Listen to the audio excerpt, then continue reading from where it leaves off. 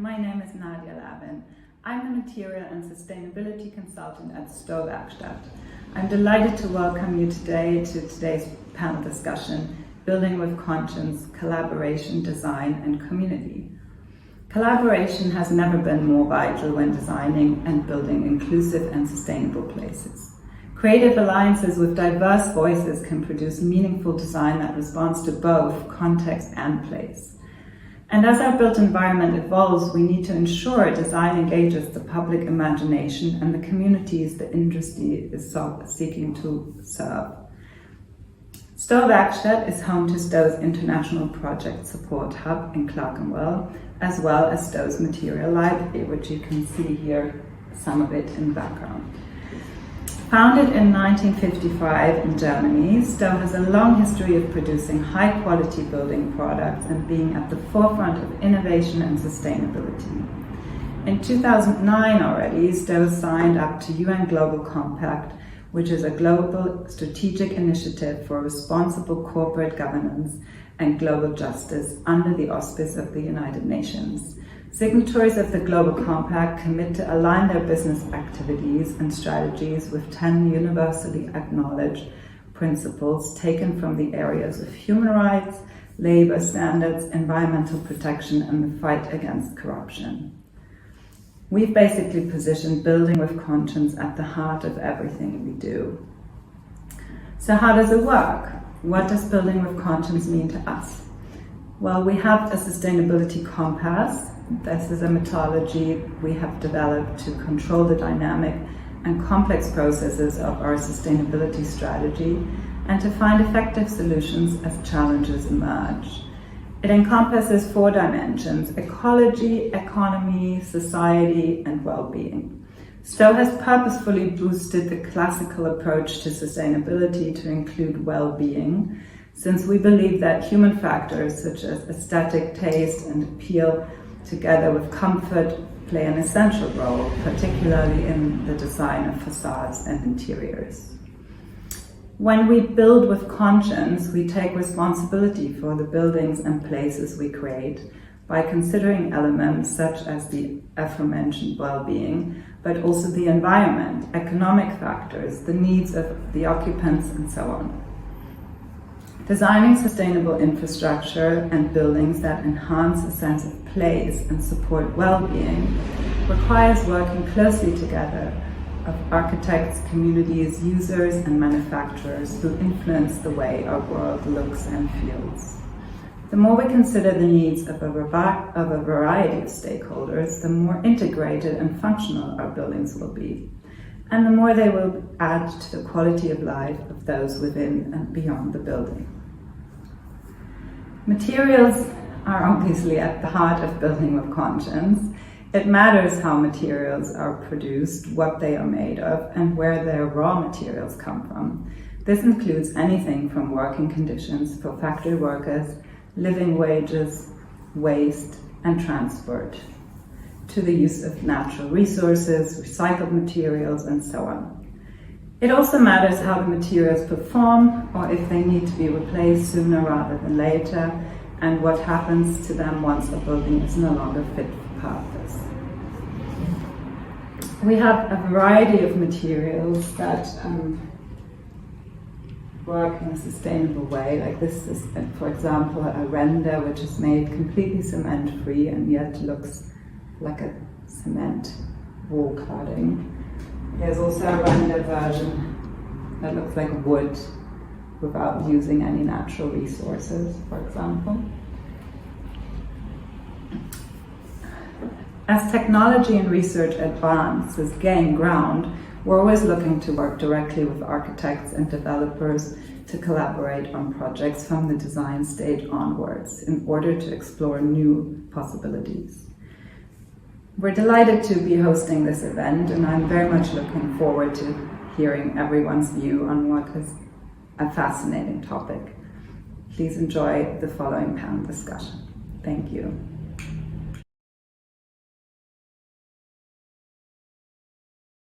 So thank you to the Stow team for inviting me to chair this panel. Just a quick note on the event format. We have 45 minutes of free-form discussion between our panelists, followed by 15 minutes Q&A. So please do submit your questions so we can widen the discussion as we move through it. Finally, I'd like to introduce our panel. So we have a panel with a wonderfully rich experience to be able to discuss how we build with conscience and take apart what collaboration, co-design and community can mean in this context. So first of all, we've got Denise Bennetts, who is the co-founder of architecture practice Bennetts Associates. And I'll embarrass her by saying that they are the winners of 3 REBA National Awards this year, which I think is the most out of any of the practices who have won. She's also the recently taken the chair of the UK's leading humanitarian architecture charity, Article 25. So hello, Denise, and welcome. We have Christophe Egret, who is the founding director of architecture and urban design practice, Studio Egret West. And I believe you're up in Manchester today, Christophe, and I read recently that the firm's actually building the first public park in Manchester for over 100 years. So that's sounds like a really exciting project. Maybe we'll touch on that. And finally, we've got Dr. Eike Messow from the Stowe Group. Eike is the head of sustainability and is based over in Stolingen in Germany. I believe that's where you are today. Southern tip of Germany, yep. Yep, okay, great. So we'll kick off by just talking a little bit about the term building with conscience, because I think it has a very broad catchment, and to me it speaks about how we make our environment more inclusive, represent diverse voices, and all the while being a bit more mindful about what we leave behind for future generations. And these are all preoccupations which are at the root of the work that I do with Open City on Accelerate. And it's what I grapple with personally in my work as an architect. So I'd like to kick us off by just asking each of the panel members if they can, when called upon, tell me, what does building with conscience mean to you, and where have you kind of engaged with this in your professional life? Where did you first engage with this concept? So Denise, could you kick us off by telling us what the term means to you? It's a very important term, and it's been incredibly informative in terms of how we've approached practice and architecture. And to be honest, I think it probably started when we were students, because things like Schumacher's Small is Beautiful, Long Life, Loose Fit was absolutely essential to what we felt we should be doing in terms of the built environment. We looked at old buildings which had been repurposed and were still incredibly successful. And so it was one of those things of actually not just looking to the kind of the beautiful problem, which is a building brief and realizing a building or a space, but actually looking for what it could be in the long term and what communities it would serve with functions and uses that we didn't necessarily know, and to make sure that we were actually working in a way which reflected the areas we were in, with the materiality and with the people, and acknowledging the fact that climate does change throughout the world, and we have to work with it and not against it. And whilst that may be terribly current and absolutely central to the architectural concern, that was an attitude that we've actually had since the training in the 70s and beginning to practice in the 80s. Okay, thank you, Denise. So it's a fundamental concern for you, it sounds like. I'll come to you next, Eike. What does building with conscience mean to you? Well, first of all, I think it's something very simple for me personally, which could be called think before you build, and to really gather all kinds of aspects around the building, but also the surrounding, of course. Who's going to use the building? Where is it located? What's the neighborhood like? What is the root of either the material that is going to be used for the building, or why the building should be evolved and erected in first place. Then coming from this very broad perspective, we of course have a definition for building with conscience at Stowe. And we went through a long process since 2017. The mission itself is in place since 1988, by the way. So before we talked about sustainability and so on, building with conscience was already in place at KGaA. But throughout the last year, we redefined it, and we said in the 21st century, it's mainly 4 aspects for us, and that is sustainability, including a lot of subtopics like climate protection, environmental protection, and so on, of course. The second is function. What should the building product do at the end of the day? What's the role of the building material in the building as a construction material producer? And the third aspect is aesthetics. So beauty is a very, very important concept, also in connection with sustainability. And then finally, it's the service. And that means to speak to the people and to be close to the planners, the architects, to the craftspeople, to the neighborhood and so on, and to be inclusive. That's how we defined building with conscience.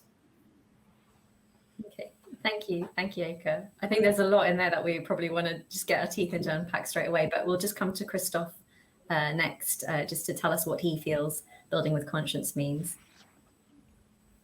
I think that the starting point is often, first of all, our studio is landscape, architecture, and urban design. So we think beyond architecture, and therefore we're always at a strategic level thinking about urban design and landscape being the glue. So often we're in an environment where we feel a bit like urban doctors, and we have to look at the ailments of a city and try and see how we can repair it. And that's sort of good and bad, because in a holistic world, you would want to not have to repair ailments. You would want to be sort of more Ayurvedic about it. And I guess that, the big topics are about well-being, of course. They are about diversity and mixes of uses. They are to do with sustainability. And, once upon a time, we could have said we want to leave the world a better place than we found it. And at the moment, it's proving that maybe we won't. And it's a kind of a battle that we've started that is affecting our conscience. But I wanted to pick up on Eike's. Eike used the word beauty, and I feel like beauty, when I was studying architecture, was very much an object, a noun, and more recently, architecture is becoming more a verb. It's more about the uses and the software and how the place is occupied. And therefore our relationship to beauty has also changed. Before it was very much representational, and now it's about participation and activities and so on. And if you asked about examples, I think for us, Park Hill in Sheffield, where we managed not to demolish the building, to keep it, to give it a second life, to bring sorry about the noise, to bring the landscape and to kind of give it a new life and to create a new use in the building was really a moment where, and also the collaboration with at the time Hawkins Brown, so that the conversation was no longer about ego, but it was really about conversations with developer, other architects, landscape architects, and so on. Thank you for that. I really liked what you said about the kind of doctor, or the surgery aspect of what we do, and maybe this idea of building with conscience is taking that as a prevention rather than a cure, in a way, looking at it in that way. So to take your metaphor one step further, I think you've all touched upon this, but I think there's this aspect of taking responsibility, and I think that's latent in thinking about building with conscience. So I guess I'd like to know how in your practice, or in your roles, how do you take responsibility for the kind of places and buildings that you make? I don't know who wants to come in on this first. Maybe Denise, would you like to start us off? Yes, I'd be very happy to start on that. I think that again, it's one of those questions that has many facets to be addressed. I think when it comes to looking at the architecture, it's actually to look way beyond the project brief. Is actually to look at what it might afford in the very long term. It's not just to look at the immediate site, it's to look far beyond that and to understand the locality into which a project is being developed, and to look at what the the long-term community might require and might be able to take forward.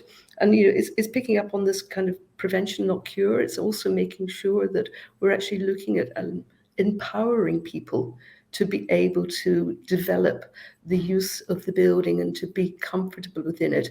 I think for a very long time, an awful lot of functions were almost shrink wrapped and then presented as a fait accompli.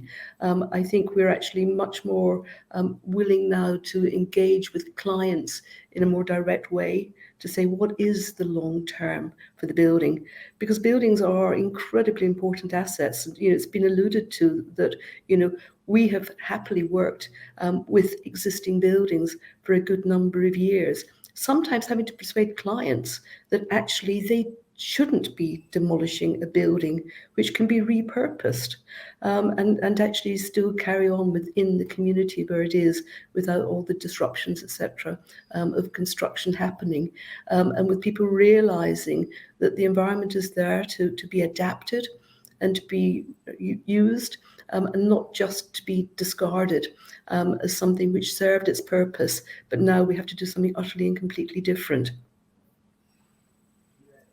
So yeah, I think that it's quite clear that that responsibility does come from really careful collaboration with your client. It sounds like that's really kind of fundamental.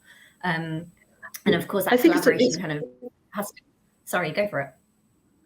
I was going to say, and the collaboration is actually one of those things where the client body is not simply the client and their advisors. It actually has to include end users, which, if it's a building that's been developed for a client, which is a company, you will be dealing with the end user. If it's a university, you'll be talking to the staff. But you've actually got to look as the client as being a much wider body of people. It's not just the people who will be within, who will be contained within the vessel of a building. It's actually putting that vessel into the community. And the building has to serve those people who will actually be seeing it, passing by, actually letting them engage with what is happening inside the building. So again, it's actually just realizing that our responsibilities go far wider than simply the people who might be sitting around a project table or on a project screen.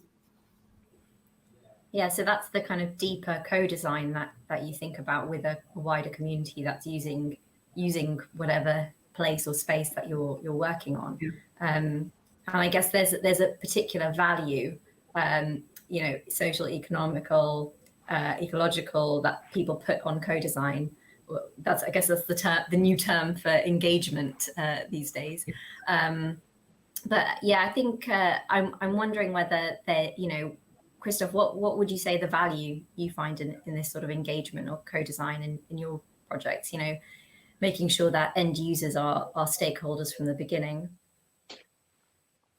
Well, I mean, there are some projects where you don't know the end users when you're developing 450 homes in an area that hasn't got anybody living there, or designing a speculative office. That's always difficult. It's so much easier if you're designing for a university or for somebody specifically, because then you can address the stakeholders. I guess that for us, I agree completely, Denise. Long view, cost in use, looking beyond the boundary, empowering as many people that surrounds you are always, and in many ways, what I often think that as an architect, we kind of listening really carefully to all the sounds, to the roots of a site, to keeping some of the roots and starting to create change, the changes which are necessary. early on, there was always this tabula rasa, starting again, and that mentality has completely stopped. So the architect as a listener, and then trying to orchestrate everything that we've listened to, and then giving it form and matter and presence, and that's the job. That's the skill that we have to develop. And but the cost in use is the battle, because everything that stops us often from doing what we want is limited by cost. True. Yeah. So, yeah, I mean, I think that's kind of critical, isn't it? And you can, I think, as a design team, you can sort of push and kind of try and nurture a project as best as you can. But there's always that bottom line that's kind of having a tussle with the kind of social, I guess, value of certain things. And I guess that's a part of that co-design, is making sure everyone's on the same page from the beginning of a project, to understand where does the true value lie in the project, rather than just the bottom line. Eike, I just wanted to bring you into the conversation and talk a little bit more about materiality with building with conscience. I think with the kind of design aspect of working with a community, I think that's quite an overt interpretation of how we build with conscience. But I'd like to hear a bit more about your views on about where does materiality fit in to this. Yeah, I'm happy to share on this, and I'd like to refer to 3 examples. 2 of them we have seen at the beginning of this session in the introductory slides. So one was a dental clinic in Morocco that we co-created with Article 25, which was a very nice project. And knowing that it is in Morocco, in a certain city, in Oujda, with the climate that you have over there, with the other buildings, with the architecture that is usual, if you want to call it that way, for that area, it's of course leading to totally different solutions than what we would offer as a standard solution in Germany, for example. So it already starts there, and it was a very great project because we were closely working together with the planners, with the architects, but also with the neighborhood and with those who were going to use this building. So it was clear, for example, little windows on the southern side, totally different to Germany. You would want to open this the south side, the sunny side, and have a lot of light inside, yeah. But in that climate, of course, you would want to protect also those who are going to work in the clinic, or the patients, the children there. You want to protect them from the heat. So you have a different approach how to get the light inside. And then inside, it should also be bright, it should be friendly. The beauty there, and in many projects nowadays, I refer to beauty again, has a very direct link to well-being. Do I feel well? Is it fine for me to be here? In that case, is it fine for me here as a child to be treated? What about pain reduction through the atmosphere that you create inside that building? And that comes from the material. But if it, of course, also comes from technical aspects, like what we introduced in that building, for example, was the external thermal insulation system, which is totally uncommon for Morocco. And there we tried and experimented. Does it work with those kind of buildings? But what about the architects? And can they integrate other building material that is more common in Morocco? To all the way down to who is going to use our products. So the craftsmen who really had to work with the materials. So we partly had to train them, all the way down to totally different aspects, since some of the material wasn't produced locally. It was produced in Germany. We had to ship it down, and the storage was a problem. If you have a container and the material is stuck there at 40, 50 degrees Celsius over weeks, we have, of course, we're afraid of the material becoming bad and so on. So that was one great project where I would say it really worked well, from a charity program, the local people being involved, but also trying to find new technological solutions that also help climate protection and energy saving in other areas. The second one was the building, or is the building here at our headquarters, which has a photovoltaic on the southern side. So we are generating energy on that side. The other sides, the northern part, east and south, it's made with glass, but it's all black. And if you're not well trained, if you don't know that there is a photovoltaic panel, you wouldn't see it. And it's a representative building. As I mentioned, it's the headquarters of KGaA. But at the same time, we have up to 120 people working in there every day. So that's also a very nice combination of representative and cleanliness, if you want to use that term.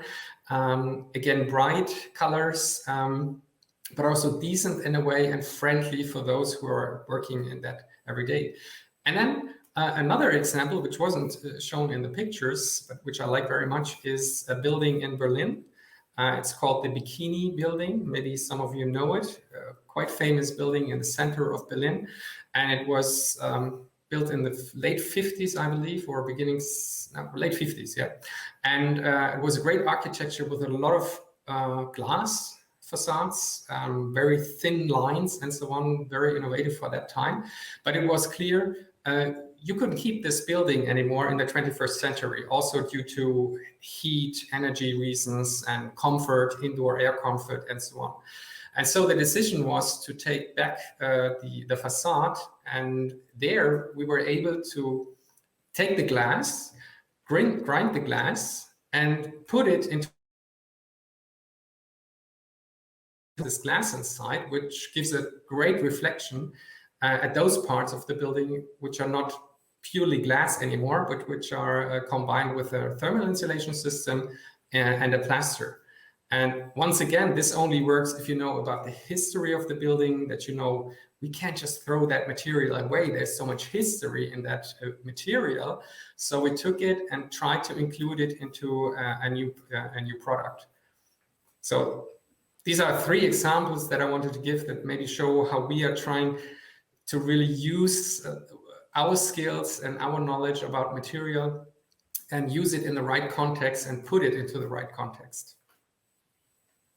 Thank you, Eike. I think there's 2 things that I picked up on there about comfort and also reuse, which I think, looking forward into, existing building stock, these are kind of really critical things about being able to design sustainable, cities, homes and workplaces, is how do we use those existing buildings and make them perform in a way that's, suitable for current and future climate. I think that's something you can't in good conscience knock down a building when there's so much technology available to be able to improve and update. So I think that's a really wonderful example there.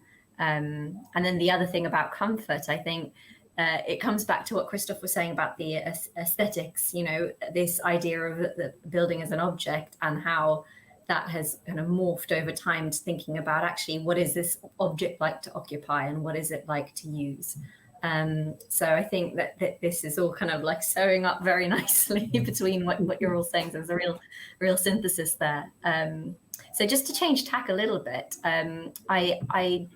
we've talked a lot about the end product, I guess, the buildings themselves, and I wanted to talk a little bit more about the process, because I think that's kind of critical to being able to get to an end product that you kind of confident that it's kind of ticking all the boxes. So I know that Studio Egret West and Bennetts Associates have recently embarked upon employee ownership as a method of kind of conducting and running their business. And speaking of my other role as an architect at Cullen Studio, we're an employee-owned business as well. And I think that speaks to the process of building and carrying out the work with a sense of conscience. So I kind of wanted to put this to Christophe and Denise. How does that play a role in the manner in which you design? Having your organizational structure change in this kind of more equitable structure. So maybe I'll come to Denise first on that. Yes, we became employee-owned just over 5 years ago, and in many respects, it represented how we already operated. So rather than becoming employee-owned and expecting that to inform the behaviour of the practice and the individuals within the practice, becoming employee-owned reflected how we had been operating. We do have a collaborative environment. And we were always very conscious that the work of the practice. I mean, last week we got 3 RIBA national awards.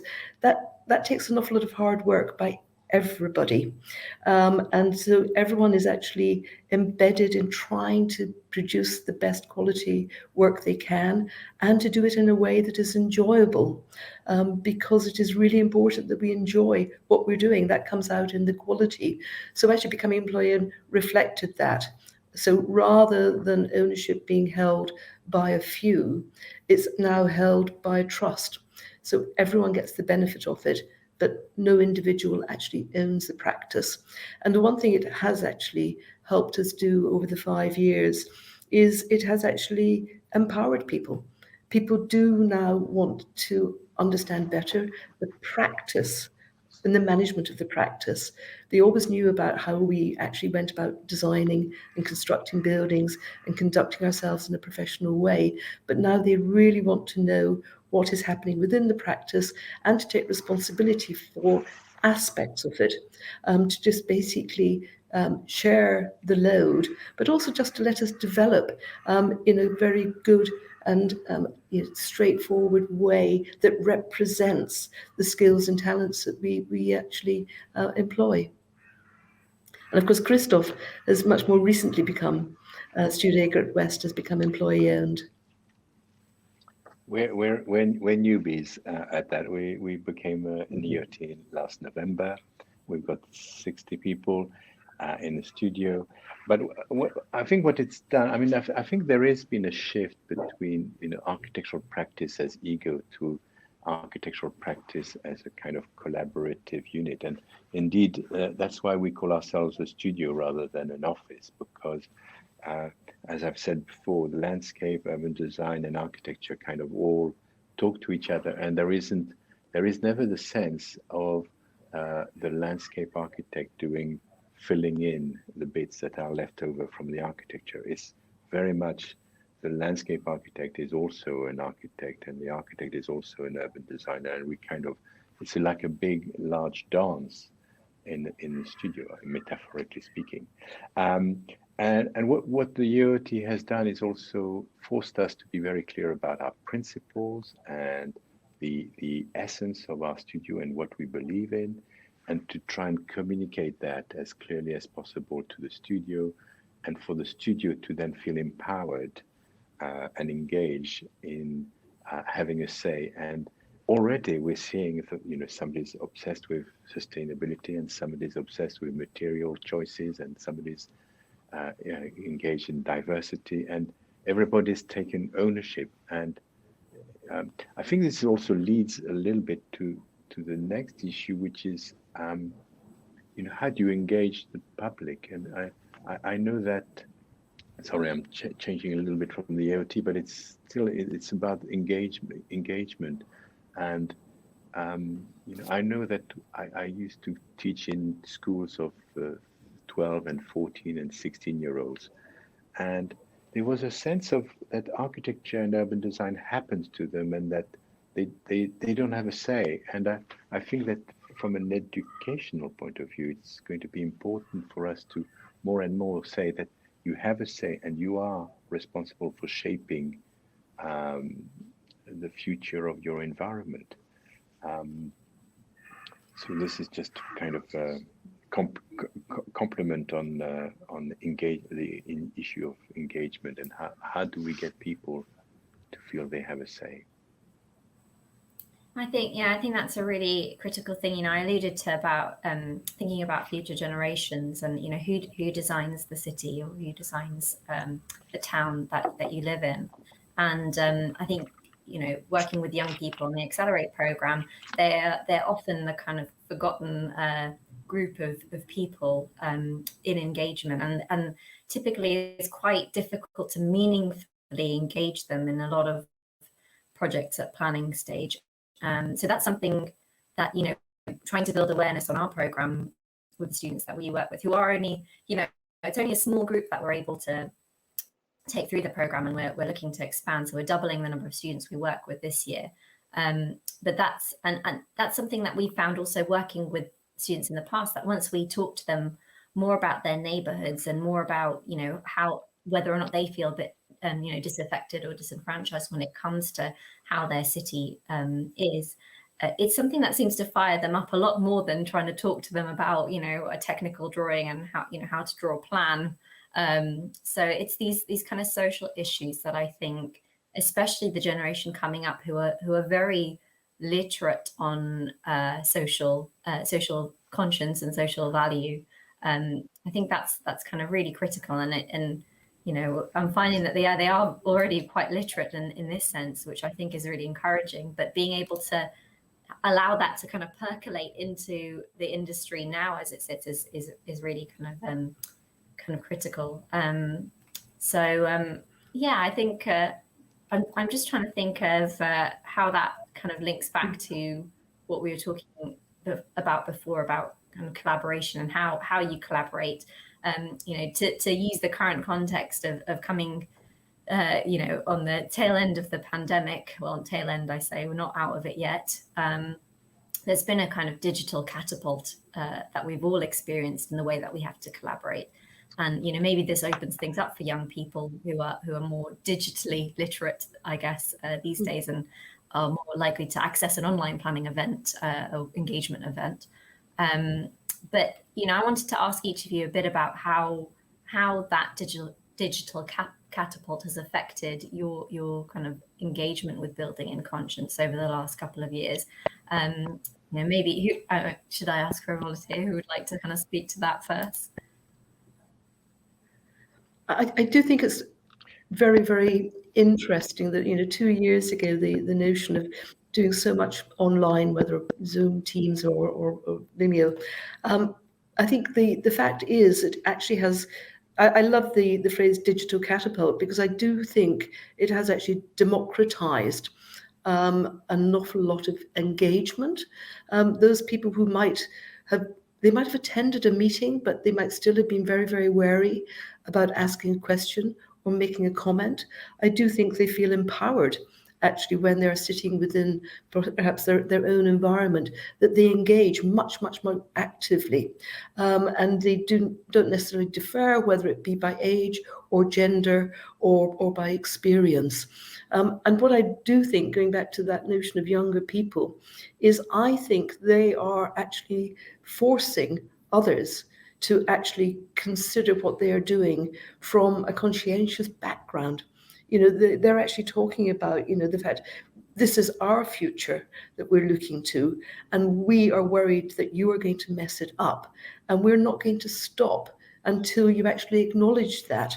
So actually, I think that is one of the reasons that they do want to be engaged, because they are actually feeling that it's their future that may be threatened by what people are doing, and they don't want to be passive. They really do want to come out and be active. And I think that's an incredibly healthy place to be. It may be difficult for many people, including ourselves, including clients, including you know, regulatory authorities, etc. But it's really important and is very, very positive. Christophe? I just wanted to add, we've done a few consultation online, and they've proven to be, in some ways, more useful than the traditional face-to-face consultation. And I'll explain why. It's that suddenly, rather than a barrage of noise when somebody disagreed, and suddenly all the questions are really well focused, and then there's time for the design team to respond intelligently about why we've done this and so on, and also because there has to be a little bit of structure in the way the questions are asked and responded to. we get through the agenda of all the things we wanted to talk about and to really explain what the project is and to really listen to the different voices. So I think the digital catapult that you talk about has been very beneficial in many ways.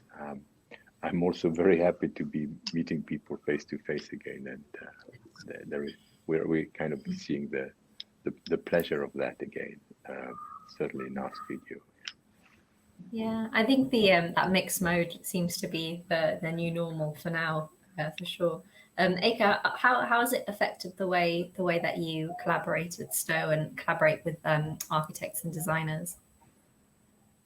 Yeah, I think there are two aspects. The one is with more digital devices, digital solutions in combination with the pandemic. We were exchanging more information with each other. So there's more collaboration within the company. Also because it's easier to do it online when you do it across nations.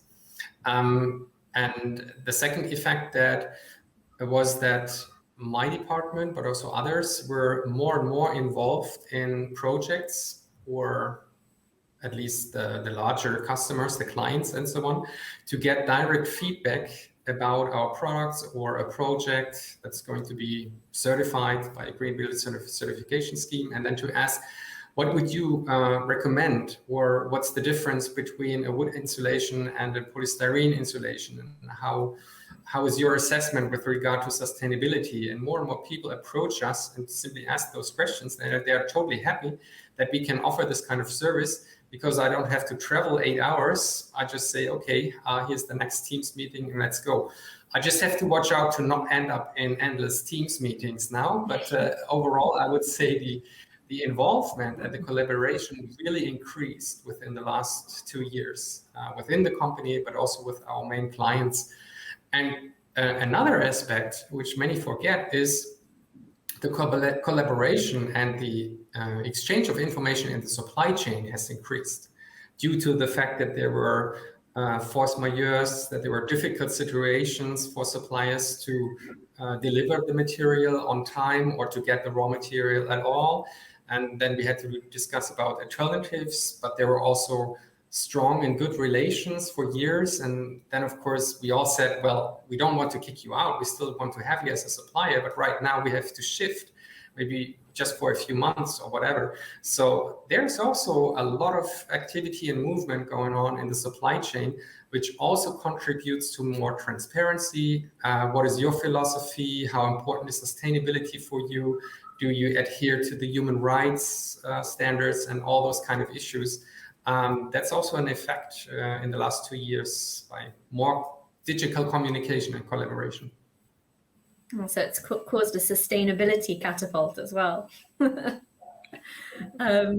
Okay, so I think we've had a few questions in, so I'm going to open up our Q&A if that's okay with the rest of the panel.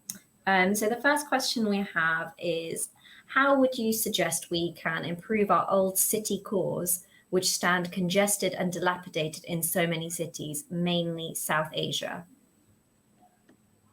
Who would like to come in on that one? So improving older cities that are congested and dilapidated, how can that be done through this notion of building with conscience? It's a very broad question. Yeah, I was just about to answer, but then I thought South Asia. I'm not sure if it really fits to that region as well, but just in general, maybe there is a common approach that we have, and that is we try to keep a building, also due to the fact that a lot of resources have already been used, as far and as long as possible. And at least the main structure, maybe the concrete or whatever, and then see what kind of other material is there that we can use. And then, of course, lowering the energy efficiency. And then the next step comes in with well-being. So what's the situation in this city? What about green fields? What about the air quality? What about the material that you have? Is there a possibility to work with wood? or is there no access to certified wood, sustainable wood, and also the amounts that you may need, and then the craftsmen that you have. So that again very much determines with what kind of material that you can work. But in general, I would say, in spite of the fact that you could say, yeah, from a historical point of view, a lot of mistakes have been made in the past, probably. We should not make the mistake and just say, just demolish it and build it new in perfect ways, and the people have to move. Also, from a sustainability point of view, I think it's first always best to think about what can we keep, what can we preserve, and how can we work with the existing things, and then develop it from there. I think, yeah, that's a very, very neat answer. I think that ties back into what we were talking about before about how fundamental reuse is to building with conscience. So thank you for that answer, Eike. So next question. I'm really interested in participation and engagement. How can methods like co-design make our buildings and spaces more inclusive? So participation and engagement, how can co-design make buildings and spaces more inclusive? Denise or Christophe, would one of you like to take that one? Maybe I'll start. Often we think about collaboration as like one architect with another architect, but I feel that there's another kind of collaboration, which is with artists, with poets, with maybe anthropologists, and it's very hard to engage with that, but that is how, like a lot of this conversation, we've talked about materials and sustainability and the sort of the kind of hardware of architecture, but how do we deal with, but we've also talked about well-being, but well-being for me is often to do with the software and to do with the less solid material elements of the built environment. So I don't know, I mean, all the time we're trying to meet more artists, but how do we get more sophisticated collaborations that are not traditionally about getting something built? So I just wanted to say on the previous question, we often think in our studio about landscape-driven urban design, i.e. that the presence of nature in urban environments is so important, and how too much built environment without the connection with nature means that there is a sense of alienation and a disconnect with nature and the sky and our wider natural environment, and that would come along with immediately reducing car use, and as you've mentioned, like air quality and other such uses. Denise, what do you think about different collaborations with different kinds, completely different kinds of people? Oh, I think it's absolutely essential, and we have collaborated, with artists and others over many years, and it's an essential way of actually just having a fantastic internal environment, or to actually add something to the areas outside the building. They're actually looking at what is being provided to the community in which they can enjoy. But because I'm still kind of slightly spinning in my mind's eye the answer to the previous question about Southeast Asia, because I do find it an intriguing problem, and I kind of think it's one of those areas whereby they define the problem before kind of coming up with a solution. And I think the problem in those instances, we actually have to go back and say, why have those areas ended up in the situation they are? Is it because people are having to leave the land, they're moving to towns, the towns become cities, the tenure means that people are overdeveloping plots and lands, and it's very ad hoc, and it's actually started with a very interesting kind of spatial arrangement, which has then ended up overburdened. Because I have been to places like, you know, Ahmedabad in India, which is actually the core is phenomenally dense, but actually it worked. And then you go to other areas which are slightly more recently developed, but in an amazingly ad hoc way, and is tipped over into providing the unacceptable. So I do think when we're actually looking at how to sort out those cities and towns, we actually have to work out why they are like that.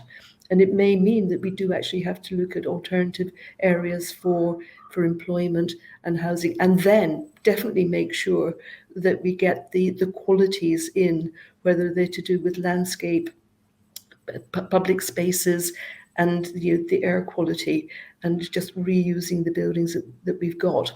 And then, you know, that of course would have to be done in collaboration with the occupants and the communities that are there. And then, you know, returning back to more of our kind of day-to-day work, which tends to be in Western Europe mostly. You know, collaboration. You know, quite often you will look at the collaborations on a project, and there might be 15 different disciplines involved, going all the way from, you know, artists or sculptors through all the core disciplines and out to others which are used less frequently. But, you know, I think the idea of co-design, I think we have to include the end users and beyond. And although it may be a speculative development, I think we have to use our best endeavours to make sure that we are actually looking to the long-term future and what might be happening. And we've got to make sure that the process is transparent to the community or the people who are actually going to be living with the building. Transparency is very important. I think so many people feel that, you know, things happen and they have not been able to inform the process. And informing the process doesn't always mean they change the process. But, you know, the fact is that collaboration should give us the optimum solution.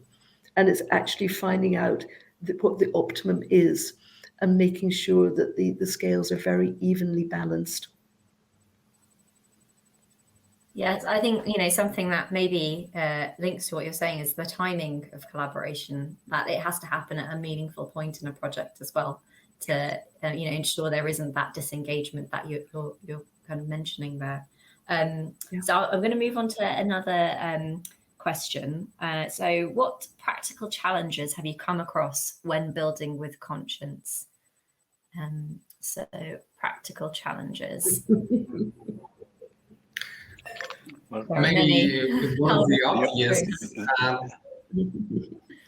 maybe one of the very obvious is the discussion about price, quality, ideas, and that alone means you really have to go in depth and discuss and what is the right solution. In the other meeting we mentioned it before. For example, wood is something that is very much wanted right now due to sustainability, well-being, the wish to be closely connected to nature and so on. And yes, we do have material in place and products which imitate wood and timber. And it already gives the users and those who build or who own the building a nice feeling. And then, of course, the discussion starts, but is that real? and is that okay to use it? Did we want to use timber because it has a lower carbon footprint? Yes, but maybe in that particular case, we couldn't use timber. Maybe because of fire protection or whatever, yeah? And then we are still able to give that feeling, but it's a different material. Or there was a price discussion about the wood solution versus the plaster solution. Those kind of discussions, that's something that I can answer as a very concrete thing that we have every day. Christophe, you look like you're leaning in to come in on that. I'm leaning in only to to put a word of caution in Eike as well, because something that looks like timber is not timber, and even if it gives you a nice feeling, maybe that if I put an image of a tree on this window, I will get a good feeling for a second or two, but I will not get the birds, I won't get the sense of the wind, I won't get the movement, I won't get the smell, I won't get anything other than the image of something. So I think we have to tread a little bit carefully on the facsimile and the real, and something that looks like cement or something that looks like wood doesn't absorb water, doesn't sound like concrete or wood, and we resonate in different ways, I think. I totally agree. However, the point is, we developed it at the end of the day, but it wasn't our intention to develop it. There was the wish, Sto, can't you offer something like that? And then we discussed it, and then finally we said, yeah, we can offer this if you want to go that way. If it's possible to work with real natural material and bring nature inside, I guess we would also prefer that. But in many cases, you can't do that. And then it's really the wish of the client. And then the discussion is, well, do you want to serve it or not? It's, I don't know if the comparison is really fitting and fair, but it's very similar to vegetarian food that imitates meat. You could also argue, why is that in place? Why do we have to imitate meat if I want to have vegetarian food? Yeah, and the industry, I would say they're more or less in the same situation. If people want it, I sell them a sausage and tell them it's vegetarian. It's very similar to what we are experimenting right now here in the building industry. I think this would be another debate. To go back to the question about the toughest moments in this in the construction environment is dealing with the different agendas of the construction industry. Clients have a different agenda to the planner, to the project managers, and to the architect. And it's finding that balance and being able to remind those who have a different agenda that there is our agenda or somebody else's agenda. And so there is an educational process here, and getting better clients is part of our brief at the moment.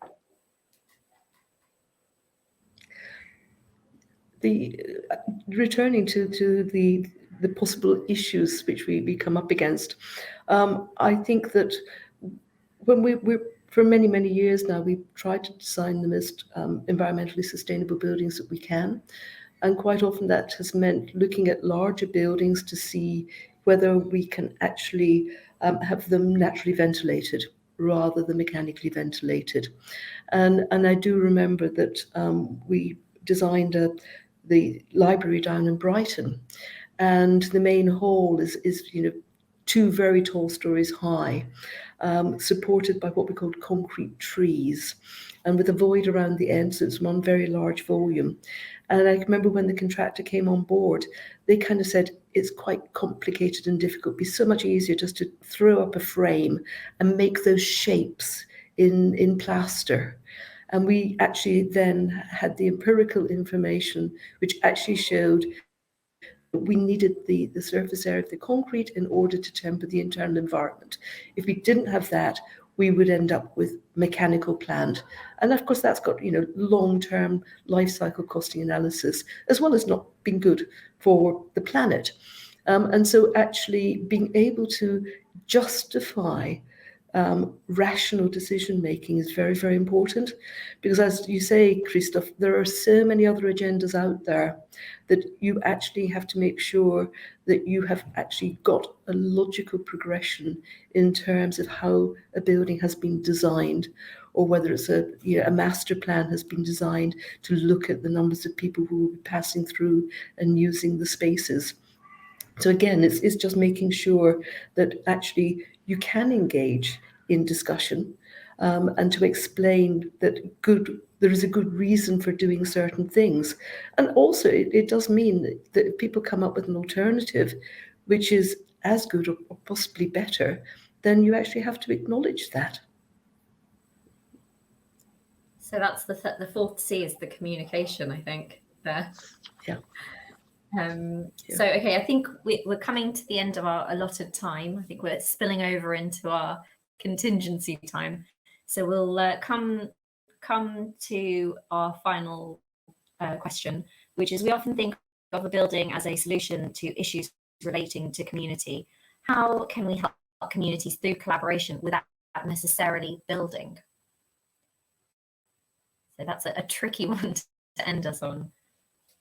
So rather than building as a solution relating to community, how can you help communities without necessarily building, obviously within your disciplines?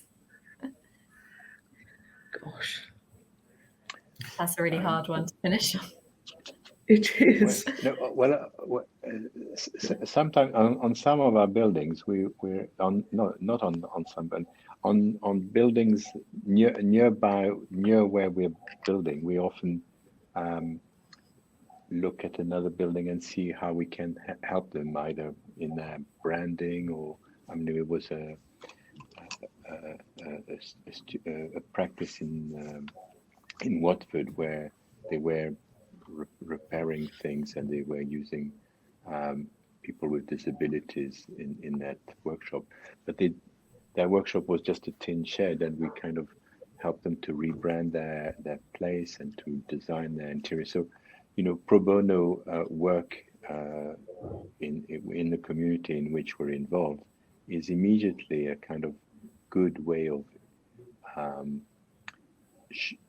showing our presence and being involved in the community and connecting and understanding the roots in which we work in. And I think this is for me, I always go back to the first thing we think about when we're designing somewhere is the roots. And the roots can be a view, or it can be a community, or it could be the activity that happens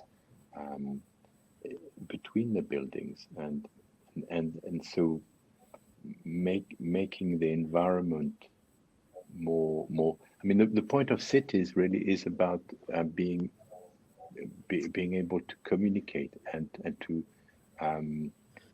help social cohesion. So sometimes you can build in a way that separates people, and sometimes you can build so that you allow people to enjoy that cohesion. Otherwise, there's no reason to build cities. I think again, it's back to. But it might. Go ahead. I think again, I think again, it may be back to saying, why does this particular community need help? Why? And it's a case of just looking. It may very well be that almost very simple, almost non-interventionist aspects can help.